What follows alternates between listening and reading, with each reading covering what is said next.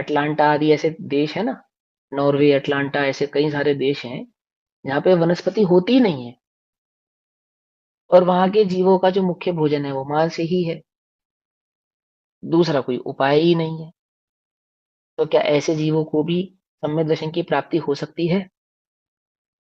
क्यों? जब शेर मांस भक्षण कर रहा था तो उसे सम्यक दर्शन की प्राप्ति हुई ना। अब बात को समझना पड़ेगा। मांस भक्षण करते समय उसको सम्यक दर्शन की प्राप्ति नहीं हुई है। सम्यक दर्शन प्रकट करने से पूर्व की अवस्था में वो शिकार कर रहा था, ये बात पक्की है। उसके जबड़ों में, उसके पंजों में हिरण को उसने दबोचा हुआ था, ये बात पक्की है। लेकिन जब वस्तु स्वरूप समझ में आया तो उसकी पकड़ और मजबूत हो गई या ढीली हो गई? समझे ना। वस्तु स्वरूप की खबर होते ही, देशनालब्धि प्राप्त होते ही क्या हो गई? वो जो पकड़ थी ना, पकड़, वो क्या हो गई? ढीली हो गई। विशुद्धि आदि लब्धि प्रकट होते ही अंतरंग मन की पकड़ ढीली हो गई। अंतर में ग्लानि पैदा हो गई, घृणा हो गई, ये क्या कर रहा था मैं? क्या ये सचमुच मेरे करने योग्य कार्य है? ऐसा अंतरंग में उसको विवेक उत्पन्न हुआ। और मात्र सम्यक दृष्टि नहीं हुआ, क्या हो गया साथ में? पंचम गुण स्थान वृत्ति हो गई। इतना वैराग्य भाव उसको चित्त में उत्पन्न हुआ।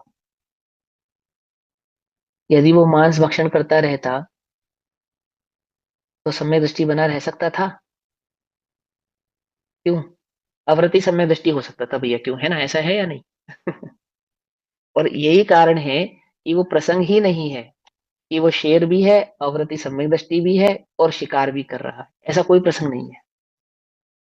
पकड़ में ही बात नहीं। प्रत्येक मांसाहारी पुरुषों ने जब जब सम्यक दर्शन प्रकट किया, पुरुषों ने मतलब जीवों ने, आगम के परिप्रेक्ष्य में, वे सभी नियम से क्या हो गए? पंचम गुणस्थानवृत्ति हो गए। सभी के सभी। एक भी ऐसा नहीं कि सम्यक दर्शन भी है और मांस आदि का सेवन भी है। क्यों? क्योंकि सम्यक दर्शन जो पांच लब्धि पूर्वक प्रकट होता है, जो देव शास्त्र गुरु के श्रद्धान बिना प्रकट नहीं हो सकता, ऐसा वह सम्यक दर्शन एक मांसाहारी जीव को कैसे प्रकट होगा, बोलो आप? सच्चे देवशास्त्र गुरु का श्रद्धान जिसको होता है सम्यक दर्शन प्रकट होने से पूर्व, उतनी ही अवस्था में उसके परिणामों में इतनी मृदुता, कोमलता, शांति आ जाती है कि वह इस प्रकार के कुत्सित कार्य कर सकता नहीं। जो स्पष्ट आंखों से देखी जा रही है, जिसमें जीव चीख रहा हो, चिल्ला रहा हो, तड़प रहा हो, अपने ज्ञान की भीख मांग रहा हो, इस प्रकार का हिंसक कार्य तो क्या हुआ? वह सम्यक दृष्टि जीव जिसको देशनालब्धि आदि हुई है, जिन्हें देवशास्त्र गुरु का श्रद्धान प्रकट हुआ है, उनके क्या है? होता नहीं है। वो जो भील के पर्याय में कौवे के मांस का त्यागी है, वो भील, वो सम्यक दृष्टि नहीं है। समझना ध्यान से। हाँ, कारणवश उसकी कषाय मंद हुई है। कारणवश उसको गुरु की बात का श्रद्धांत तो हुआ है, लेकिन सम्यक दर्शन नहीं हुआ है। सम्यक दर्शन नहीं हुआ है ना, सम्यक दर्शन का वो पात्र है, अभी पात्र नहीं है। सम्यक दर्शन का पात्र होने के लिए तो उसके जीवन में इतना भाव, तरस, यहाँ कह रहे हैं मदिरा के तरस जीवों की बात। प्रथम, जिसे एक इंद्रिय, दो इंद्रिय आदि जीवों का जो सेवन करता हो, प्रत्यक्ष देखता हो, दो इंद्रिय आदि जीवों का सेवन करता हो, उसी सम्यक दर्शन का अधिकार नहीं है। तो जो संघी पंचेंद्रिय आदि जीवों का, संघीय संघी पंचेंद्रिय जीवों का ही घात कर रहा हो, प्रत्यक्ष इतने स्थूल जीवों का घात कर रहा हो, ऐसे जीव को सम्यक दर्शन का अधिकार कैसे है, बतलाओ?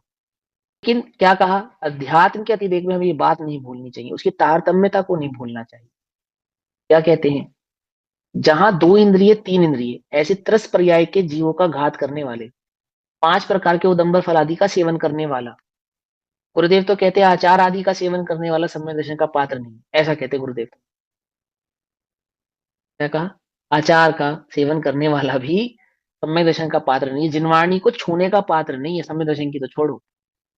जो स्पष्ट ही त्रस जीवों का घात करता हो, दिखाई देने वाले, चल रहे हैं ऐसे जीव दिखाई देने पर भी, जो उनकी करुणा ना करता हो, ऐसा जीव जिनवाणी छूने का भी पात्र नहीं है। और हम कभी कभी ऐसे अतिरेक में कह जाते हैं कि मांसाहारी को भी सम्यक दृष्टि, सम्यक दर्शन हो सकता है, और फिर हवाला किसका देते हैं? नरकादि, नारकादियों का दे देते हैं। समझे? परंतु ऐसा नहीं है। ये बात हमें बड़े ध्यान से समझनी चाहिए, क्योंकि वहां सम्यक दर्शन प्रकट हुआ है ना, वो पांच लब्धि पूर्वक प्रकट हुआ है। तो वहां पांच लब्धि का स्वरूप भली प्रकार से आपके ज्ञान में आना चाहिए। तो वो बात आपके स्पष्टता है समझ में आएगी। लेकिन क्या नहीं करना, अतिरेक नहीं करना। स्यादवाद रूपी चक्र में प्रवेश करते हैं जो मूढ़जन, वो क्या करते हैं, अपना ही घात कर लेते हैं। याद है ना, याद है ना, अभी श्लोक आया था।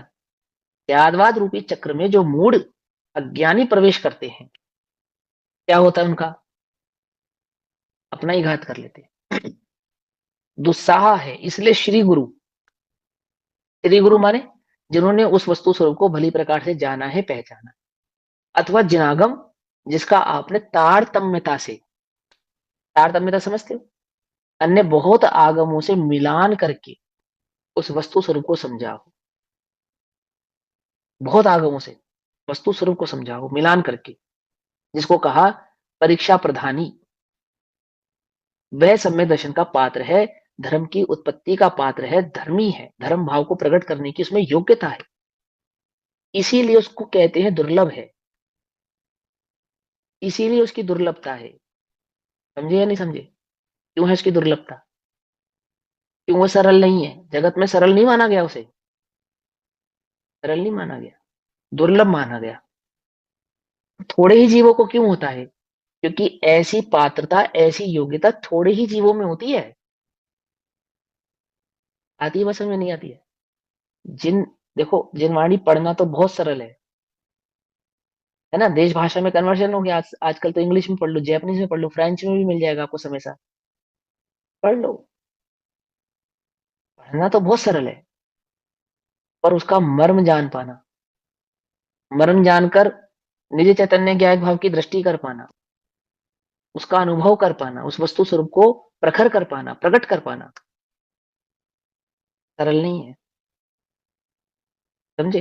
9 अंग 11 पुरु का पाठी, जिनवाणी का ही तो पाठी है, जिन वचनों का ही तो पाठी है। और कितनी बार हो गए हम कितनी बार हो गए, अनंत बार हो गए ना। तो जिनवाणी पढ़ना तो कितना सरल है। जब हम अनंत बार पूर्वों के पाठी हो गए, एक दो पूर्व के नहीं, दो चार पांच पूर्वों के नहीं, है, कितने पूर्वों के, है, 9 पूर्वों के। यहाँ तो एक ग्रंथ पढ़ने में भारी पड़ रहा है, एक गाथा याद करना भारी पड़ रही है। वर्तमान में तो, है, एक गाथा का अर्थ समझना भारी पड़ रहा है। हम अनंत बार पूर्वों के पाठी हो गए, तो जिन वचन मिलना तो सरल है। देखो उल्टा नहीं ग्रहण करना, जिन वचनों के मर्म को समझना ये सरल नहीं है। पाठी तो हुए तुम अनंत बार, अभी वर्तमान में क्या हो तुम, बोलो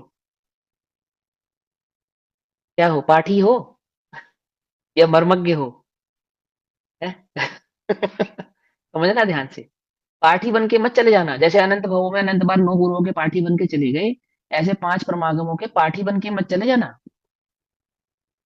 पाठी माने पढ़ गए, पढ़ा दिया और याद कर लिया और चले, ऐसे नहीं चले जाना। उसके मर्म को ग्रहण करना, जो पूर्व भवों में अनंत बार हमने पढ़कर भी ग्रहण नहीं किया। और पढ़ाई भी पता है कैसी की, मोक्ष प्रकाशक जी में स्पष्ट आया है, पढ़ाई भी तो की ऐसी की कि जब उसका व्याख्यान किया तो सभा में बैठा मिथ्या दृष्टि सम्यक दर्शन को प्राप्त हो गया। और हम, ये किसी के साथ नहीं, ये हमारे साथ अनंत बार हो गया, ये हमारे निमित्त से अनंत जीव सम्यक दृष्टि हो गए। अगर हम अनंत बार 9 पूर्व के पाठी हो गए, तो हमारे निमित्त से अनंत जीव सम्यक दृष्टि भी हो गए। क्या कहा, हमारे मुख से जिन वचन सुन के अनंत जीव सम्यक दृष्टि हो गए। और हम यहीं बैठे पंचम काल में, अभी भी यही संसार में प्रगट ही है। पाठी बन के मत चले जाना, मर्म को जानकर, वस्तु स्वरूप के भाव को पहचान कर।